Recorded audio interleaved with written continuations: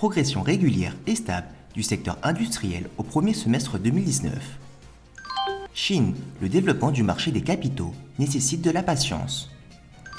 La Chine a produit plus de 79 millions de tonnes de pastèques l'an dernier.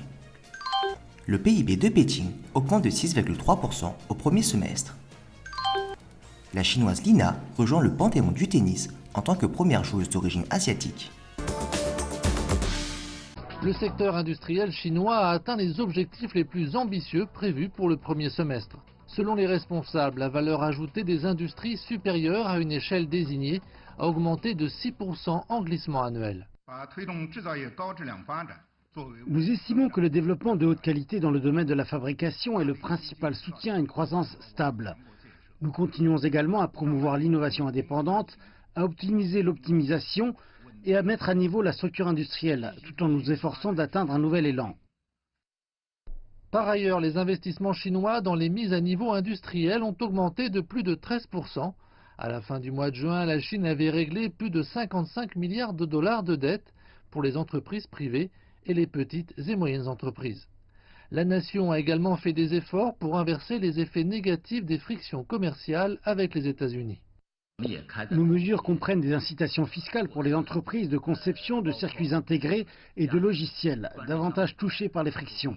Pour une croissance rapide du secteur des communications, la Chine a intensifié ses activités en utilisant sa propre technologie. La nation a récemment délivré des licences commerciales 5G tout en promettant de coopérer avec d'autres. Nous travaillerons avec tous les pays pour garantir la sécurité de la 5G et promouvoir la sécurité de cette industrie. C'est l'idée que nous avons toujours eue et la pratique que nous avons toujours suivie.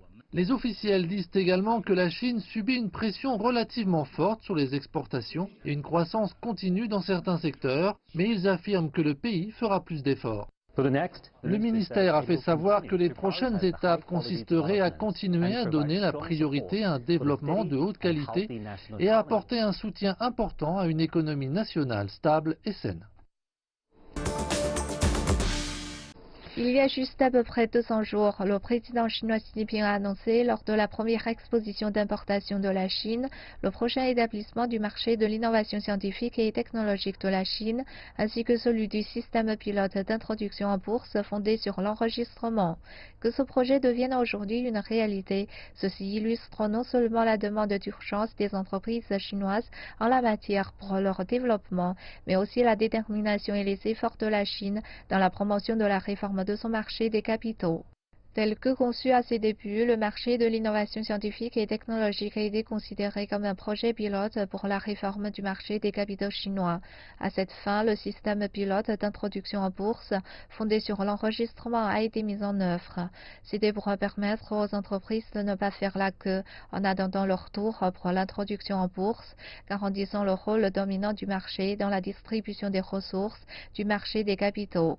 D'ailleurs, une série de mécanismes de transactions innovants ont été introduits, notamment la libéralisation, l'assouplissement de la limite des taux de hausse et de baisse, l'introduction de la limitation de l'étendue de la déclaration des prix, l'optimisation du mécanisme de suspension temporaire dans la journée de l'entrée des titres à la bourse. Le jour d'ouverture du marché de l'innovation scientifique et technologique de la Chine, 25 actions sont toutes en hausse. Ce coup d'essai réussi de ce premier groupe d'entreprises scientifiques et technologiques montre à quel point leur avenir sera prometteur pour le marché des capitaux. Étant donné les expériences acquises à l'étranger, les prix des entreprises d'innovation scientifique et technologique au stade initial de la cotation dans la bourse fluctuent souvent. Le 22 juillet, après l'ouverture du marché chinois de l'innovation scientifique et technologique, le taux de hausse des valeurs boursières d'une partie des entreprises a baissé, tandis que le cours de certaines entreprises a continué d'augmenter considérablement. Ce type de fluctuation est un phénomène normal. Le secteur dans lequel sont implantées des entreprises de haute technologie a besoin de temps pour se développer et se perfectionner. Le marché devrait, à cet effet, se montrer rationnel et tolérant. Il convient de noter que les mécanismes de transaction innovants relatifs au marché de l'innovation scientifique et technologique sont propices au jeu complet du marché et à l'équilibre ultime.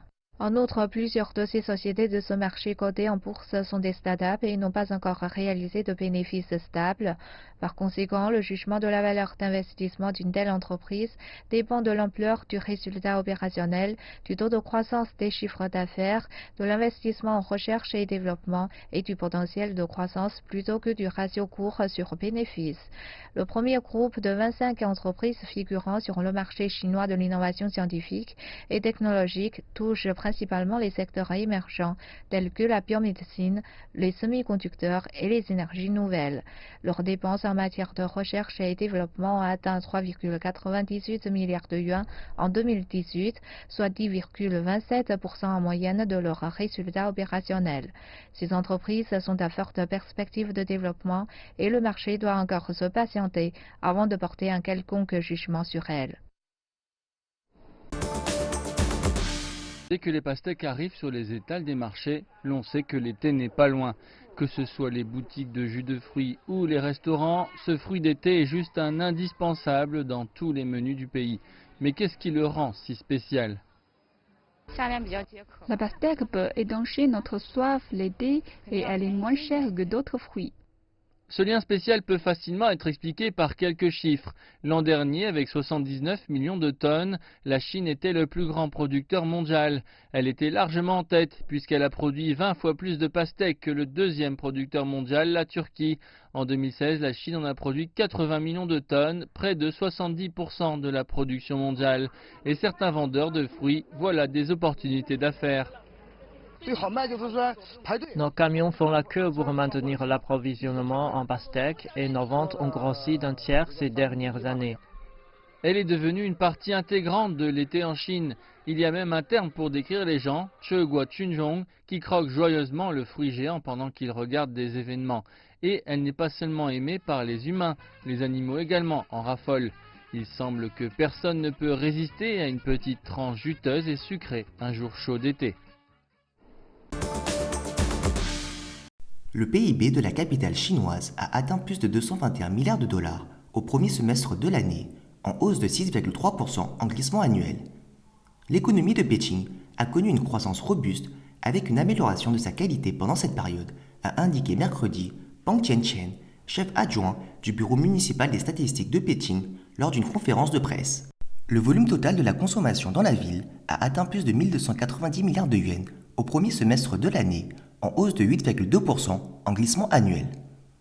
La consommation dans le secteur des services a progressé à 728,25 milliards de yuans, soit une contribution de 70,4% à la croissance de la consommation totale de la ville. Les investissements de Pékin en actifs fixes ont augmenté de 14,7% par rapport à la même période de l'année dernière. Les investissements dans les secteurs correspondant aux fonctions de la capitale ont enregistré une croissance rapide alors que ceux de la culture, des sports et des loisirs ont connu une hausse de 95,1% en glissement annuel.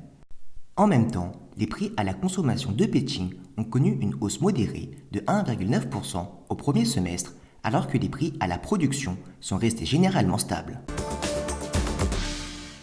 Après avoir créé l'histoire en devenant le premier joueur chinois et le premier joueur d'origine asiatique à remporter un titre du Grand Chelem, Li Na établit un nouveau record en devenant le premier joueur d'origine asiatique à s'inscrire le 20 juillet au prestigieux Panthéon international de tennis à Newport. La grande joueuse chinoise de tennis qui a pris sa retraite était la double championne du Grand Chelem et ancienne numéro 2 mondiale. Elle a remporté son premier titre individuel en majeur à l'Open de Paris en 2011 et le deuxième à l'Open d'Australie en 2014. Elle a pris sa retraite en 2014 à l'âge de 32 ans en raison de blessures au genou récurrents 8 mois après avoir remporté l'Open d'Australie de cette année et atteint le deuxième rang en carrière du classement WTA.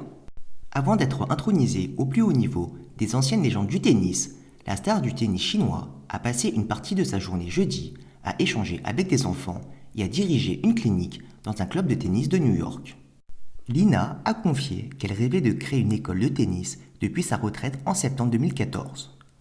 Elle a également souligné les récents succès de la Chine dans le tennis mondial et d'ajouter « Pour moi, le tennis chinois est encore jeune, ils ont beaucoup de temps pour grandir ».